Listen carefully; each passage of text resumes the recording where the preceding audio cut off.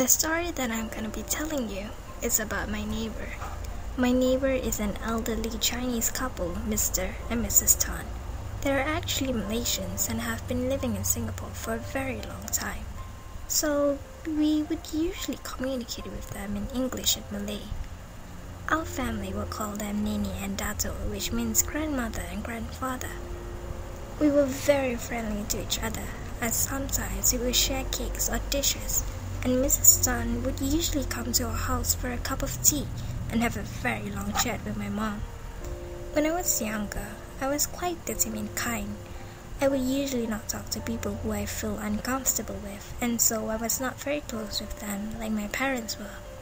The most memorable incident that had happened with them is when I was in kindergarten, and through it made me a lot more comfortable being around them. That day, I was on the school bus on my way home. I would alight on the main road near my housing area, and my mom would usually be waiting for me there to fetch me. However, on that day, my mom was kind of late, and since I knew the way back home, I thought I would do her a favor by going home myself. What I didn't know was my mom was already on the way to the main road. There were several paths to get back home, and I took the inner path home while my mom took the outer path to the main road. I reached my block and took the lift up. I knocked on the door and said my greetings, but there was no answer. I knocked again, but still no answer. I decided to wait for a while as my mom might have her hands full with chores, or she was doing her afternoon prayers. I waited, but no one came to the door. I tried again several times and shouted louder, thinking she might not have heard me. Soon, I gave up. I was a little scared of sitting in the corridor alone. I thought of going down to find her, but I felt she would be coming back soon when she finds out I'm not there waiting for her. I waited and waited. I anxiously watched the lift numbers as it went up to the different stories. Suddenly, the lift number showed 7. It was my floor number. I thought, she's finally here. My lift door was the old kind, whereby there was no glass panel to look through, and so you cannot see the person inside. As the doors opened, Mrs. Tan came out of the lift. She was startled to see me sitting against the wall across the lift opening. I was too. I was really hoping it was my mom. She asked me tenderly what was I doing there.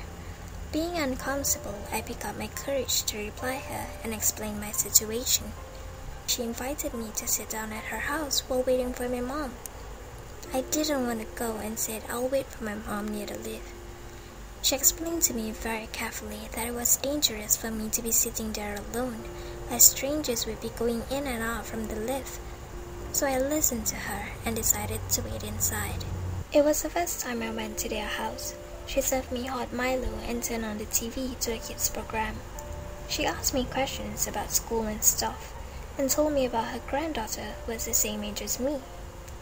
Not before long, my mom came and took me home.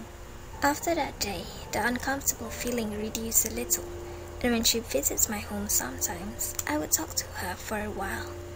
As I grew older, the uncomfortable feeling was long forgotten. Our families became much more closer. We would visit them during Chinese New Year, and they would visit us during Hari Raya.